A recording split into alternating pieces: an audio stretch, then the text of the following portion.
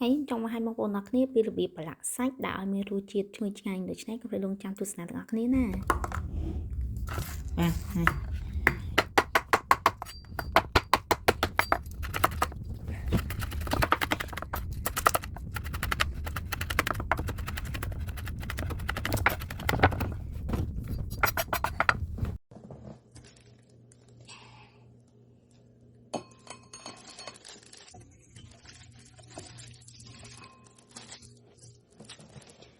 ថ្ងៃនេះខ្ញុំនឹងបង្ហាញបងប្អូនទាំងគ្នាពីរបៀបប្រឡាក់សាច់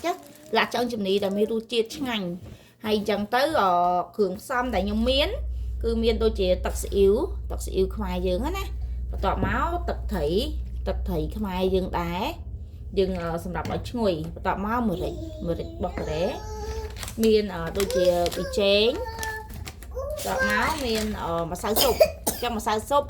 ខ្ញុំប្រើបោះការ៉េម្សៅស៊ុបគ្រឿងសមុទ្របន្ទាប់មកទៀតស្ករហើយបន្ទាប់មកទៀតគឺមានខ្ទឹមសតែក្រាមហើយមកអញ្ចឹងនេះខ្ទឹមសអញ្ចឹងគឺខ្ញុំដាក់ខ្ទឹមសចូលបន្ទាប់មកខ្ញុំចិត្តឡើងបងគ្រឿងអញ្ចឹង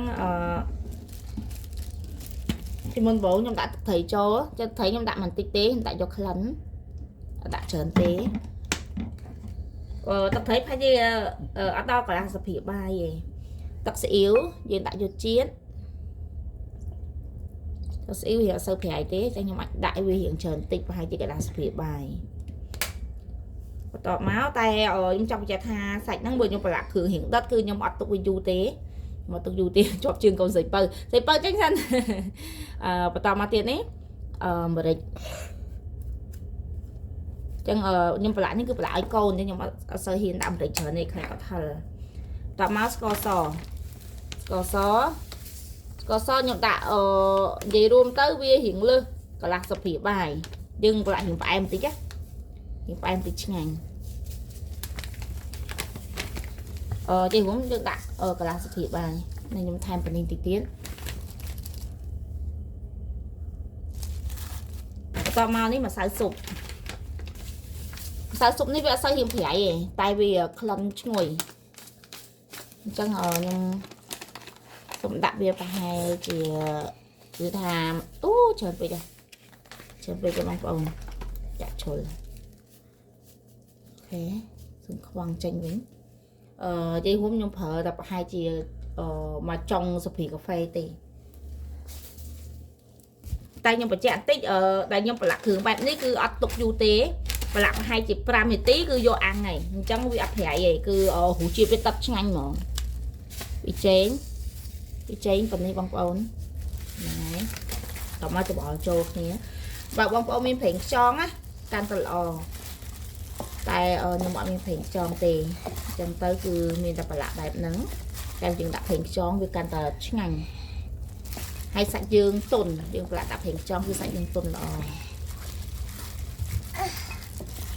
ចឹងខ្ញុំបញ្ជាក់គ្រឿងទាំងអស់នេះវាអត់ទៅរៀងប្រៃទេមួយជាពិសេសគឺម្សៅស៊ុបហ្នឹងហ្មងម្សៅស៊ុបនោះវាក៏មានក្លិនតែវាអត់ទៅប្រៃទេ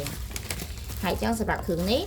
គឺប្រឡាក់បានយើងច្របល់តែបន្តិចទៅប្រហែល2នាទី3នាទីទៅគឺយើងយកទៅអាំងហ្មងយើងអត់ទុកយូរវារៀងប្រៃហើយតែចង់បានរសជាតិដិតតែមានន័យថាវារៀងដិតខាងក្រៅតែខាងក្នុងវារៀងសាបតិចអាហ្នឹងគឺយើងធ្វើបែបហ្នឹងយើងគ្រាន់ច្របល់យកជាតិខាងក្រៅសាច់ទេហើយបន្ទាប់មកយើងយកសាច់ហ្នឹងទៅអាំងហ្មងខ្ញុំសូមបន្ថែមប្រេងឆាបន្តិចដើម្បីពេលអាំងទៅឲ្យវាឈ្ងុយ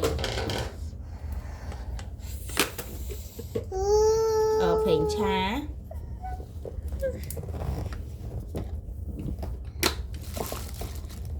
ឥឡូវសាច់នេះខ្ញុំច្របល់ក្នុងរយៈពេល3នាទីគឺខ្ញុំច្របល់វាឥឡូវវារៀងចូលជាតិខ្លះហើយអញ្ចឹងគឺខ្ញុំអត់ទុកយូរទេគឺខ្ញុំរូតយកទៅដាក់អាំងដើម្បីយើងយកអារសជាតិដិតខាងក្រៅតែវាសាប់ខាងក្នុងតែបើសិនជាយើងទុកយូរគឺសាច់ហ្នឹងវារៀងអាចនឹងរៀងរសជាតិដិតខ្លាំងតិចអញ្ចឹងឥឡូវគឺប៉ុណ្ណឹងបានហើយខ្ញុំនឹងយកសាច់ហ្នឹងទៅរៀបអាំងនៅក្នុងវ៉េវ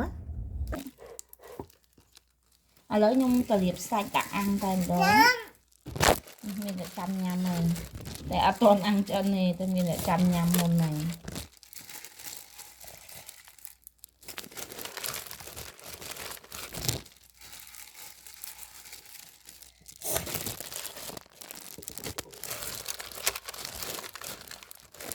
កា កាមេរ៉ាមែនខ្ញុំកូនប្រុសខ្ញុំអាយុ5ឆ្នាំគាត់អ្នកកាន់កាមេរ៉ា